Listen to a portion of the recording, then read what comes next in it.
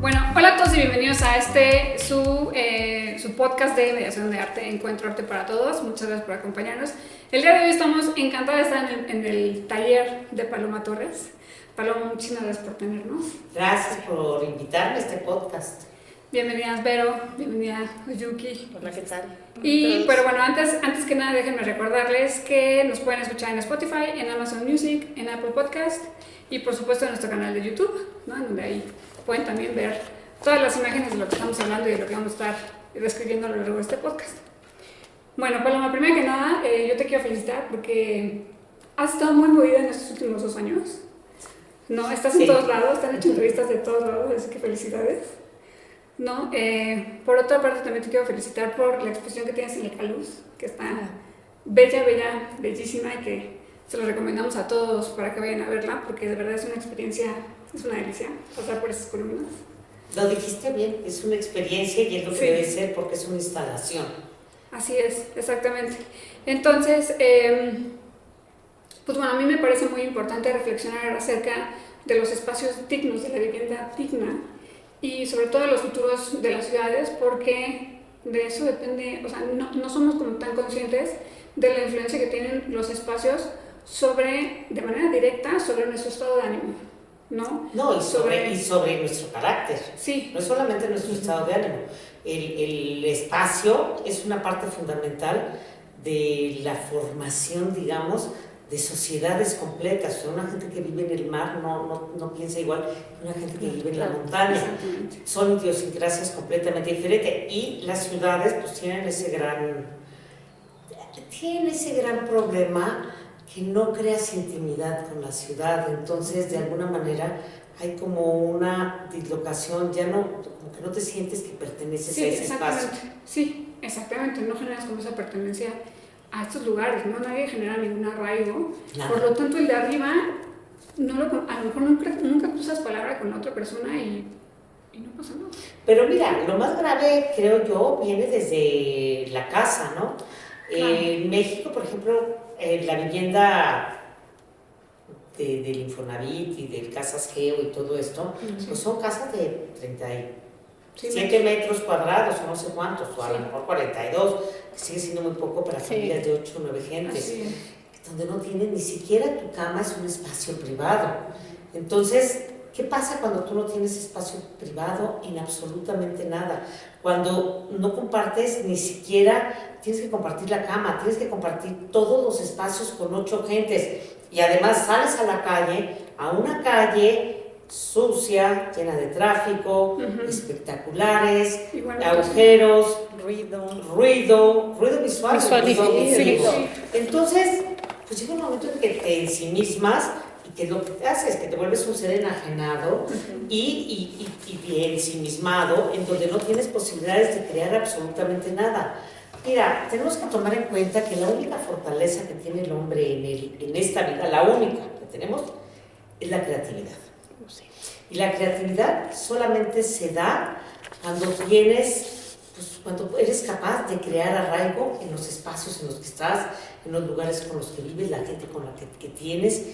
Eso es lo que te da la creatividad. El arte juega una función importantísima porque el arte te hace consciente de tu entorno, de tu vida cotidiana, te da armas para que tú puedas actuar de manera diferente con tu familia, con tu pareja, con tus hijos y crear soluciones ante tu vida, ¿no? Y esperanzas. Creo que a mí me gustaría añadir que a veces cuando el arte interviene en un espacio público nos ayuda a verlo de una forma diferente.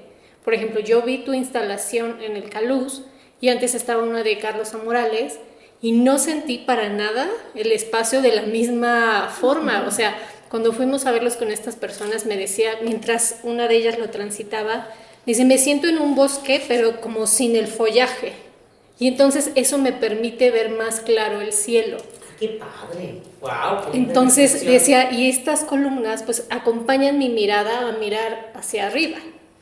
La lectura en las ciudades ya no es horizontal, ya nuestros recorridos son verticales, porque bueno, pues todos estos grandes edificios y demás, pero es muy bonito toda esa parte que te hablan de que no es el follaje. Sí, lo que quería era hacer como un espacio de reflexión, donde tú entras a este espacio, a lo mejor con la prisa de la ciudad, con una serie de cuestiones, y donde llega un momento en que te aquietas, que empiezas a caminar y se puede convertir hasta en un estado de meditación. Totalmente. De hecho, en el caso de tu instalación, cuando la percepción que yo tengo cuando recorres la instalación es una conexión entre precisamente esto, entre esta parte citadina construida por el hombre y a su vez esta parte orgánica que te conecta con, pues sí, con lo divino y con lo terrenal. ¿Tú en algún momento cuando hiciste esta instalación o haces tu trabajo,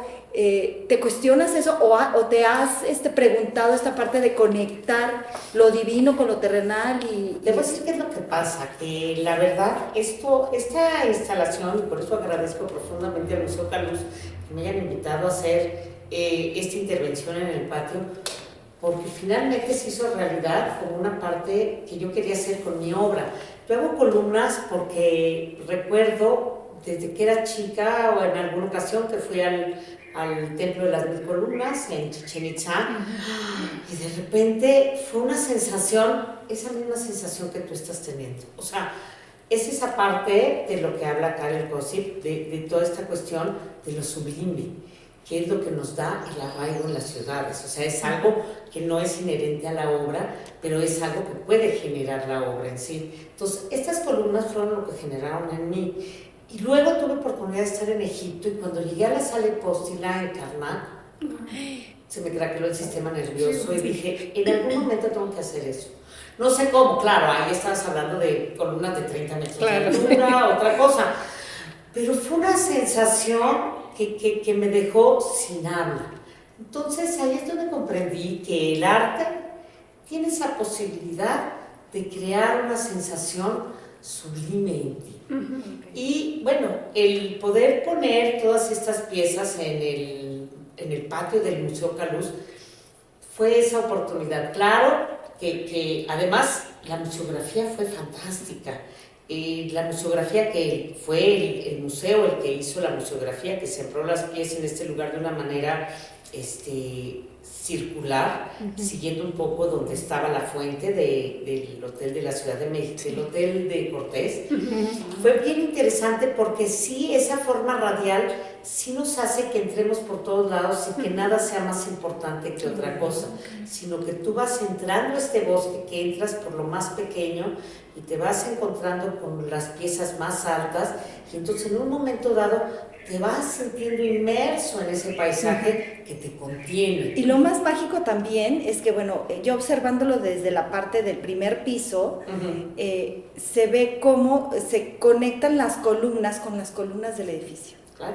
O sea, ya no sabes si una de las columnas puede ser una columna del edificio del museo. Sí. Bueno, mis columnas, o sea, mis columnas parten de este elemento vertical, que de alguna forma son esas columnas de Chichén Itzá, de Karnak, son las columnas que vi que no son columnas, son los bastones de mando de Marta Palau, o son las columnas de Regazzoni, son las columnas que he visto en tantos artistas, pero también son la columna de Trajano, que de alguna manera las columnas no solo sostienen, sino las columnas también sirven para conmemorar actos.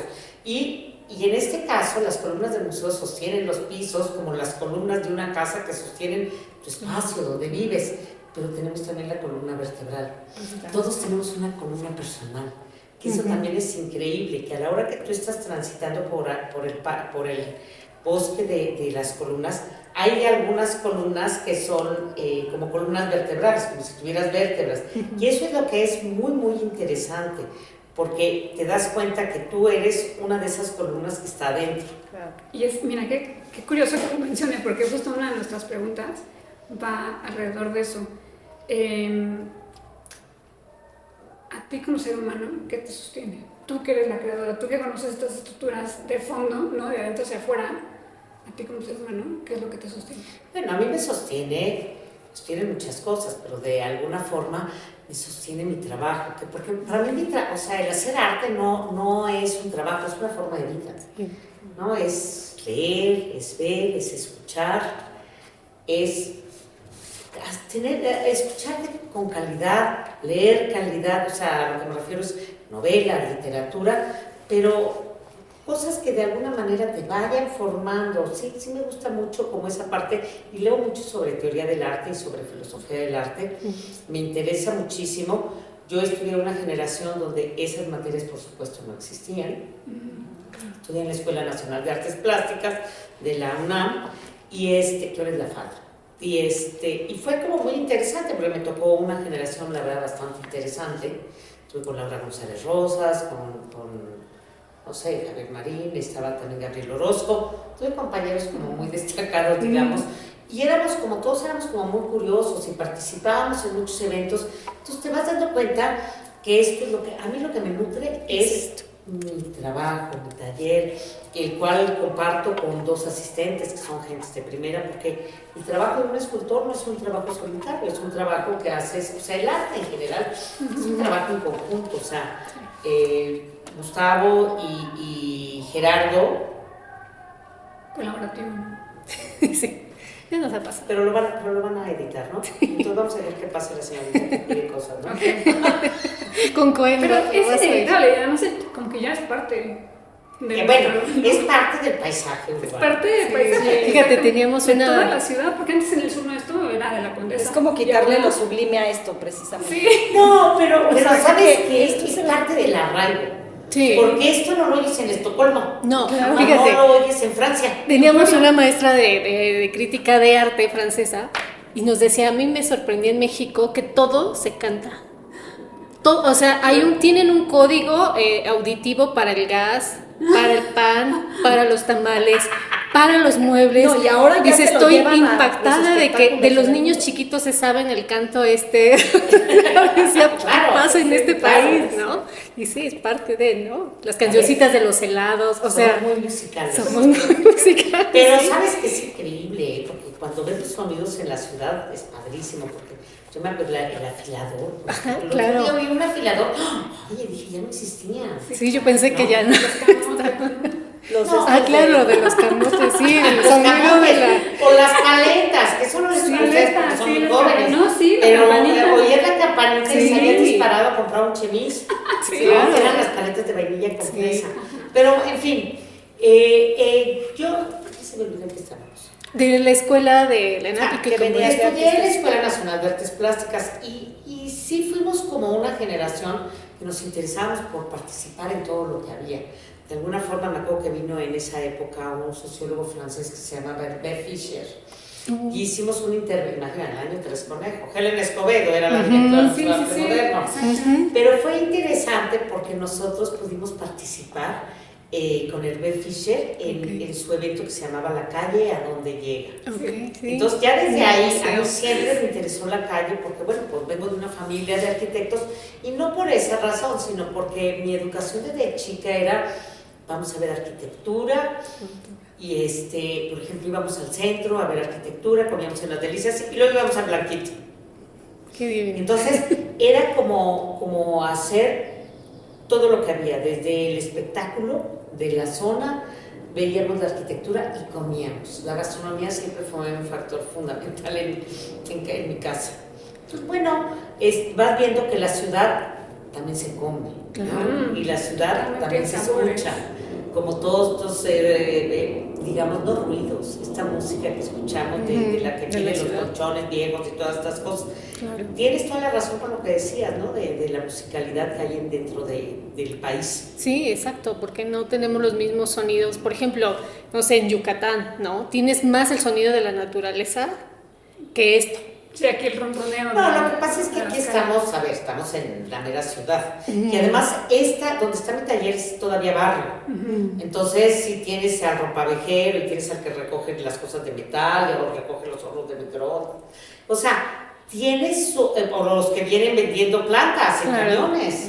O sea, eso no lo tienes en... No. O sea, son como varias ciudades en una gran ciudad. Bueno, a ver, vivimos en una ciudad de 20 millones de habitantes, yo creo que ya son más. Entonces, por supuesto, son muchas ciudades, o sea, la gente que vive en el oriente no es la misma que vive, y no tiene la misma idiosincrasia que la gente que vive en el poniente o la gente. Mira, yo, por ejemplo, la obra, en cuanto a la gente que puede comprar, pues hay mucha gente que vive en las lomas, ¿no? O en este tipo de lugares. Venir al sur es como venir al Congo Belga. Sí, sí, Piensan que van a ser una aventura, cuando para nosotros el perfecto te deja en 15 minutos, ¿no? Claro. En las lomas. Para ellos el sur es como venir a la selva. sí. Y ahorita que hablábamos del sonido, me acuerdo que vi en una entrevista una pieza tuya que tenía unos relieves que podías tocar con... Hice unas piezas que se llamaban esculturas musicales, porque era en la época que estaban haciendo el segundo piso. Entonces siempre tenías todas estas varillas expuestas, pero de hecho también tiene que ver con los castillos. México no es la ciudad de los palacios, sino la ciudad de los castillos. Todos tenemos la esperanza de echar un segundo piso. Entonces, todo esto, pues sí, todo esto realista, sí. ¿No? Es que eso es cierto, o sea, la imagen por donde vayas siempre es de varillas expuestas con cascos de refrescos puestos para que no se vayan a picar. Claro. Pero en este caso yo los ponía, pero también me daban ganas como de ¡pum! Que sonaran, ¿no? Que hicieran música. Es nuestra selva surrealista. No, sí, claro, pero ¿sabes qué? Que a mí me gusta que como que el arte también esté muy cerca de las personas, ¿no? Por ejemplo, por eso cuando hice la pieza que se llamaba Construyendo la lluvia, que se fue a Londres al año igual, yo quería una pieza en donde la gente se pudiera sentar. O sea, la verdad es que no fue una idea así tan personal, sino que vi una pieza de la Bárbara Hepburn que tenía ¿no? Se podía sentar en su escultura. Entonces, de ahí, como que dije, eso me gusta. Sí, bueno, ya hablar de eso es otra, ¿no? Es como otro tema de que la escultura sea parte de bueno, pero el bosque hace esto, ¿no? Sí, o sea, claro. el bosque te permite entrar y reflexionar, quién sabe cómo, o sea, son diferentes enfoques. Fíjate que el museo tiene esa parte que va a ser muy interesante, que están invitados, convocados una serie de fotógrafos de la Colonia Guerrero a que vayan a circular el bosque de columnas y que lo fotografíen lo que les interese, desde la gente que lo transita, porque a mí me interesa mucho también esa parte de la huella de la mirada. Nadie aborda la obra de la misma forma. Por ejemplo, sobre todo una pieza de este tipo, ¿qué es lo que te interesa? ¿Por dónde caminas? ¿De qué manera circulas? ¿Qué es lo que ves? ¿Qué te interesa? Y esos son las huellas de la mirada que un poco fueron este textil que les enseñé bordado. Pero aquí lo vamos a hacer, hay una cámara cenital que está en el museo, que está, cuando hay mucho flujo de gente, están grabando, y entonces me van a pasar estas imágenes, más las imágenes de estos grupos de fotógrafos de la colonia, y yo con estas imágenes voy a hacer una pieza. Y además hay otra cuestión que vamos a invitar a 7 escuelas, que también de la Colonia Guerrero, niños de primaria, van a ser una niña y un niño por escuela, porque son 7 escuelas, entonces van a ser una niña y un niño, 14 niños, que van a hacer una escultura en cerámica. Yo les voy a llevar el material y van a hacer ellos su propia instalación. Pero luego se van a llevar la pieza a su escuela para iniciar un museo escolar. Fíjate que eso me parece absolutamente extraordinario, porque además de que haces del museo una institución de pertenencia colaborativa, participativa, sacas al museo del museo. Entonces, ¿no? O sea, que la gente se pueda llevar al museo, a su escuela, se me hace una cosa así. Claro, y el Museo Caluz está muy interesado y participa muchísimo con la colonia. Y eso también lo que ayuda es, de alguna manera, es a subir la calidad de vida de los habitantes de la colonia Guerrero, que, bueno, tienen sus costumbres y tienen sus usos, pero de alguna forma que tengan muchísima más dignidad, que no solamente hables de que te quito, que son violentos. ¿Qué pasa con estos nuevos jóvenes que se están formando? ¿No? Sí, exacto. Y yo creo que el arte siempre tiene esta cualidad de poder conectar a las personas cuando creemos que no tenemos nada en común con ellos. Creo que el arte siempre es un muy, muy buen vehículo para hacer vínculos y hacer comunidad. El arte es importantísimo, además el arte reconstruye el tejido social, aunque no nos demos cuenta, Tú lo que hablabas de cuando el arte está en las calles, a mí esa parte digamos, de que invitan a todos los grafiteros a que hagan murales en las calles, no me encanta, ¿eh? Tú como compositora, como hacedora de música, debes de saber que los silencios son importantes también. Sí. No podemos tener todo lleno de imágenes, si lo que tenemos es ese ruido visual. O sea, yo creo que las ciudades se tienen que ir limpiando de tantas porquerías de esculturas que tenemos por todos lados sembradas. Monumentos, ¿no? Ay, que llega un momento que dices, ya quiero apagar la ciudad. Claro. Y tu instalación, fíjate que ahorita que comentabas esto de que iban a grabar, me parece que es algo súper acertado y es contemplativo, o sea, es como una evidencia contemplativa, ¿no? O sea, pues imagínate que a partir de esa pieza que tú vas a ver los caminos que recorren y las miradas y voltean hacia arriba o hacia abajo, pues construyes una mirada contemplativa del público real. No, y además sabes que mi obra, yo antes era muy colorimeteada, de hecho tenía toda una cuestión sobre el color comercial, que eran las pinturas cómics, ¿no? O sea, a mí eso que te decían que el azul era bien, no, yo decía, a ver, si tú ves una ferretería, pues es amarillo canario, ¿no? Es el código de las pinturas cómics, o es azul olimpia, una paletería, en fin, hay un código de color que es bien importante, que eso también lo vi cuando me iba a Puebla y empecé a tomar unas fotos aéreas.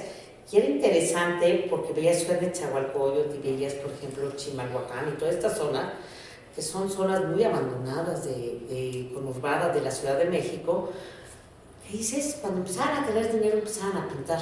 Pero sí podías saber qué tipo de negocios eran por el color. Ya, ¿no? sí, Eso también era muy interesante. En ese momento decidí hacer textiles, que yo lo que había visto era como si hubieran tirado un textil de concreto sobre la ciudad. Esa foto Sobre es muy las bonita. montañas. Esa Sí. foto que tomaste, porque además se ve el tejido. Parece que no, y son las casas, pero se ve el tejido y los Pero lo hice contrastes. hice un gobelino gigante. Lo que pasa es que se me acabó el dinero, ya no puedo seguir haciendo gobelinos tan grandes. Y de esa foto que vi, me acuerdo que daban unos espacios negros que yo veía como ventanas que después yo las vi en tus obras. Dije, no sé si venga de ahí o no estos huequitos que se ven en las columnas, pero me parecía esos respiros, esos silencios visuales. Por eso mi obra es ¿no? blanca, porque yo empecé a limpiar mis paisajes.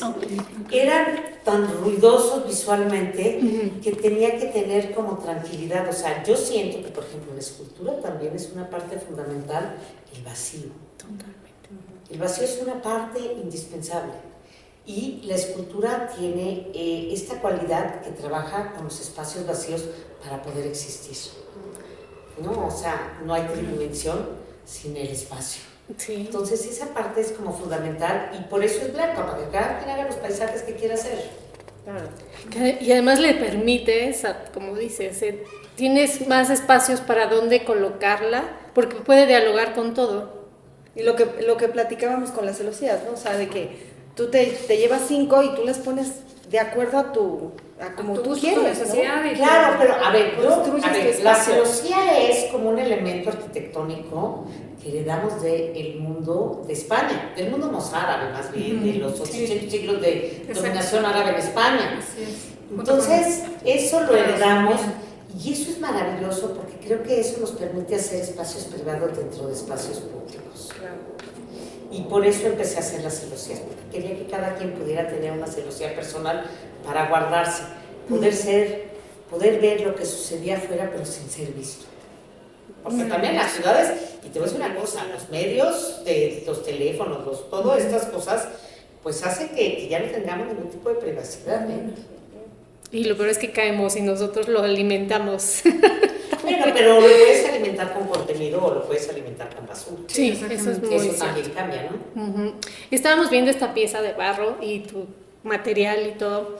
Y históricamente el barro tiene una importancia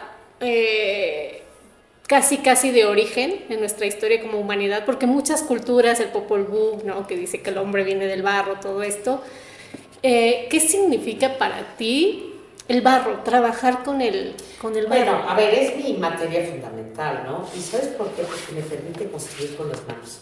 O sea, a mí, por más que me digan que, bueno, los artistas contemporáneos no hacemos, yo sí soy una hembra Faber, o quién sé cómo se dirá, porque somos Faber, pero bueno, somos Faber, para que sea genérico. Exacto. Pero ¿sabes qué? Que yo siento que en la tierra, el barro, cuando la primera vez que tuvieron un contenedor para poner sus alimentos sobre el fuego, por ejemplo, y vieron que se cristalizaba, fue el momento en el que pudieron volverse sedentarios. Y entonces el barro es el material más moderno hace 8.000 años. Entonces tenemos que ver que yo me pongo una exposición en la que participé en antropología que se llamaba 8.000 años de arte contemporáneo.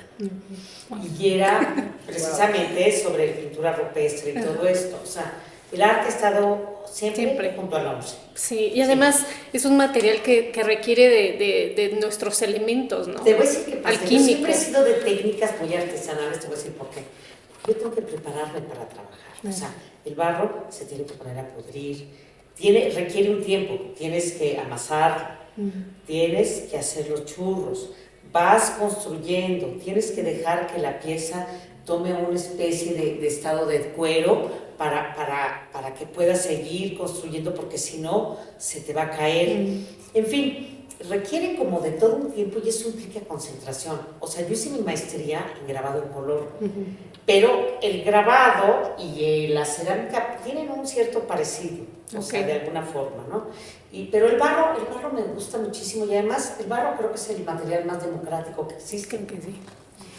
Todos los mexicanos, todos, que estoy hablando del más rico del país hasta el más miserablemente pobre, tiene una cazuela de barro. Oh, sí. Una tacita. Una tacita o un pequeño objeto. Sí. O sea, el barro está en todas las casas mexicanas sin excepción alguna. Es verdad. Sí, de acuerdo. ¿Están de acuerdo? Sí. Oye, Paloma, ¿y tú que tienes esta conexión con tus materiales, dónde te reflejas en tu obra? O sea, ¿qué parte de ti está implícita en tus columnas? Y sobre todo, ¿dónde encuentras al otro? ¿Y qué importancia tiene el otro lado para ti? Mira, a ver, sí es una parte que es como importante dentro del arte. O sea, si tú haces lo que haces por el espectador o lo haces para ti. O sea, yo creo que no estás pensando en quién va a ver la obra, porque luego caes en que, híjole, cierto, que dices, nunca me lo hubiera imaginado, ¿no? Jamás me lo hubiera imaginado. Entonces, pues yo trabajo para mí, pero yo soy parte de una colectividad. Entonces, lo que yo hago, pues sí se expande hacia la colectividad en la que yo habito o a la que yo pertenezco. Y de aquí, pues se va irradiando a muchos lugares. Pero, pues yo me veo reflejada en la tierra, realmente. Y ¿sabes qué? Que también trabajo mucho con materiales de desecho. Soy una pepenadora de oficio. Lo que más me gusta es ir recogiendo lo que me encuentro que al otro no le sirve, pero a mí me parece un tesoro fantástico, ¿no? Entonces tengo tablas de corte, por ejemplo, en la exposición están todos estos polines que fueron partes de obras, que construyeron casas de alguien, ¿no? Que pertenecieron a alguien. Muchos de mis textiles los recogí de la merma que había, no la merma, de los sobrantes que había en el taller del maestro Toledo, que me regaló. Bueno, hicimos un intercambio. Yo daba clases en el taller Canela en Oaxaca y él me daba los sobrantes del taller y las lanas, porque pues eran lanas que venían de Nueva Zelanda y de Australia y de muchos lugares que yo decía, ¿dónde las voy a sacar yo?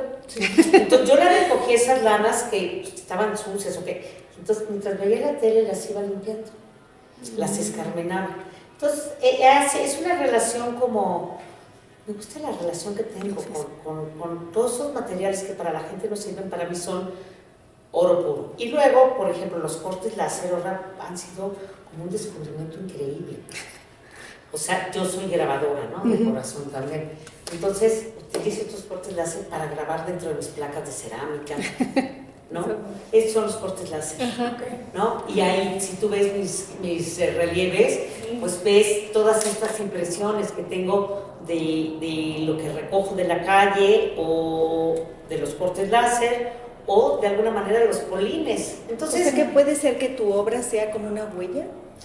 mi obra, ay, qué bonito. Ay, bueno, me estás dejando girando en Sí, es Pues una sí, huella. es que se ve como huella de todo. Y fíjate que también una de las preguntas que nos hicieron la gente del público fue eso, de que si tú contabas historias en cada... Con los relieves. En los relieves que habían en tus Todos columnas. son historia, porque, a ver, los relieves y en general las columnas, todo esto, las vas forjando y las vas armando. Entonces llegas un día y estás contenta, y otro día no estás contenta, o escuchaste una noticia, o escuchaste una música determinada.